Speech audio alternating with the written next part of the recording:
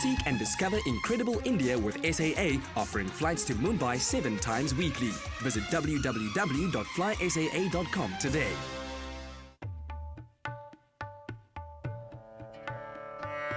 Our adventure in India continues as we board the Trivandrum Express for a very, very, very long 6.5-hour journey to Kochi. I found that the state rail runways give a unique view of the people and is also a great way to see the beautiful country. India has 65,000 kilometers of train track, embroidering the subcontinent, making it a practical and an affordable way to travel. I couldn't wait to see Kochi. It's a major port city on the west coast, right by the Arabian Sea. It's early morning in the southwestern Indian city of Kochi, actually one of India's oldest, very well known for its Chinese fishing nets, which ironically were brought on by the Portuguese about 200 years ago. But then why are they calling them Chinese? Hey, who knows? All I know right now, we're going to join a fishing crew, learn about the ancient art of this fishing, hopefully catch a few.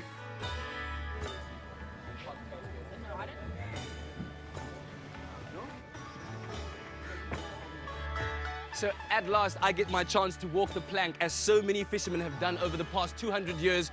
The wooden planks creaking beneath my feet, all to get this enormous piece of aged technology into the water to catch as many fish as possible for these men's livelihoods. These Chinese fishing nets are 10 meters high and found only in Kochi. What was most interesting to learn was that the nets are in fact brought over by the Portuguese. Watch out, fishies, here I come. That took the easy way out. He's over there just watching the work. This is where the real work happens. Hey, Jala! Hey, Jala! Hey, Jala! Hey, Jala! The net is left for only a short time before it's raised by pulling on the ropes like I'm doing here. The catch is usually modest and sold to passers-by then and there. After some 2 to 3 minutes in the water, the net comes out, and hopefully with something to write home about. I can understand why these Chinese nets are such a popular tourist attraction. The slow rhythm of this operation is quite hypnotic. And there was a great anticipation to see what we'd caught. I was already thinking up ways to cook the catch. Thank you. Cat! Our first fish!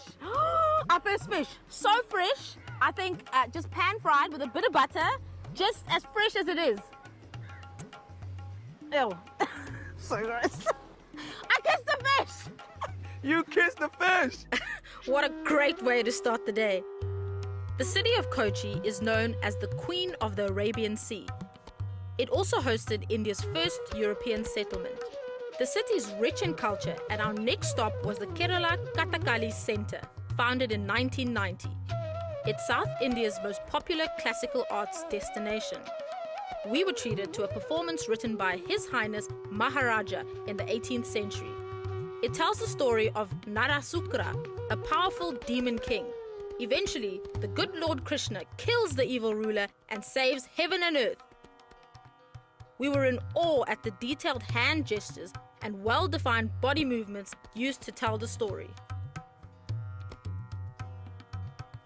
Now, this is all part of the ancient art of Kathakali. Where does it come from and what is it about? 500 years ago, this art form composed of Maharajas. Two Maharajas composed it. With that time, Maharaj going to the hunting in the forest. He saw that some tribals making the mask and dancing, and he make it coming back in palace and make the choreography with rich costumes and everything. And that time is performance in a palace for entertainment for the palace people. And the makeup seems to play quite an important role as well. What is it made of and what do the colors mean? Yes, but that is all natural stone we are using for the makeup. That's the reason you see the brightness. All stone come from Indian mountains. So they mix coconut oil, washing coconut oil. What do the colors mean? This green is good character. Yellow is female.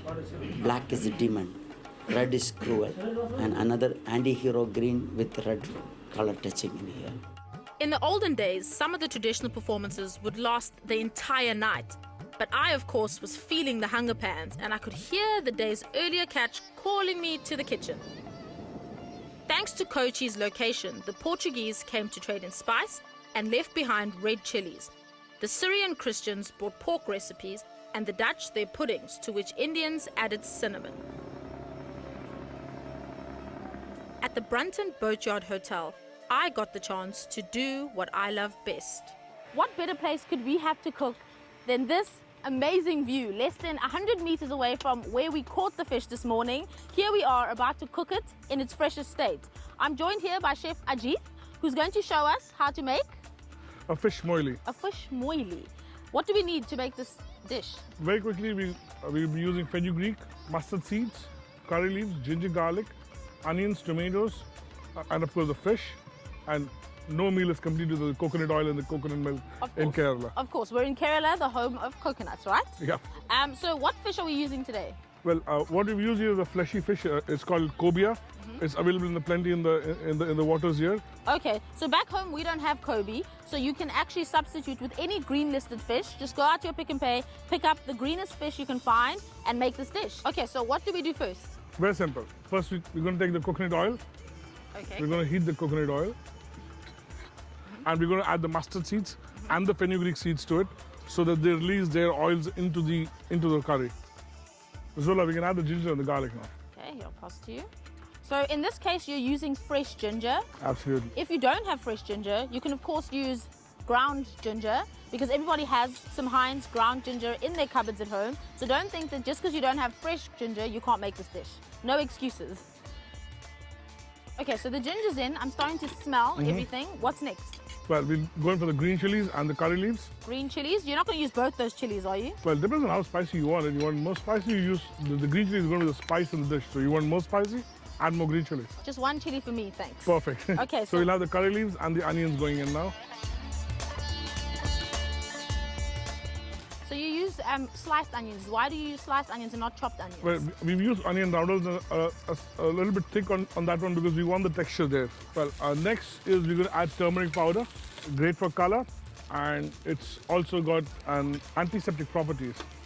In my kitchen, anybody gets cut, the first medicine that goes on their fingers is the turmeric powder. Oh wow, so you put actual turmeric powder on your wounds? Yes. Wow, okay, that's new. We just give it a dash of water. The smell is unbelievable. So let's add the fish now. The fish? Do you get your fish daily? Of course. Of course, naturally. Of course. Naturally. It would be a cardinal sin if we didn't do that. Salt. I need my proteins to be seasoned perfectly. We're just going to wait for the fish to cook now. Okay. And then we're going to add the coconut milk and the tomatoes. We add about 2 tablespoons of coconut milk in it, and then you can add the tomatoes to it. Okay, so I'm adding tomatoes. Again, sliced tomatoes for texture. Tomatoes, absolutely. Okay. Are we ready to eat? Well, we need to taste it to see if it's sour enough. And if it's sour enough, there you go. Here you go, chef. You do the honors.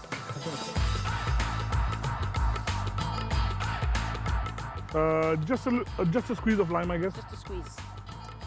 Can I do the honors? Please go ahead. That's enough, that's enough. There you go. So, chef, are we ready to eat? Absolutely. Okay, let's plate up. Well, you weren't forgetting me, were you? Chef, how are you? Excellent, how are you doing? Fantastic. This looks great, especially after the day we've had today in Kochi. What a beautiful city, beautiful people. Absolutely, And absolutely. beautiful foods, huh? Typical. You come when it's finished. Let's get in there. Thank you to you too, Kochi. Thank you, Kochi. I'll let you have the honors. Oh my word. Chef, compliment. Zola, and what? Wait, I also want to try. Chef. Nicely done. Thank you. Thank you very much, sir. Pleasure. Thank you. We'll call it a day then.